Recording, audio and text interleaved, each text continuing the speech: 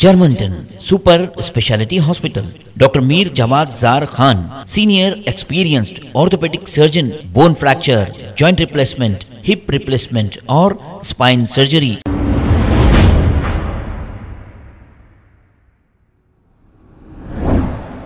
अस्सलाम वालेकुम नाजरीन, 7H न्यूज़ सच को रखे आपके आगे।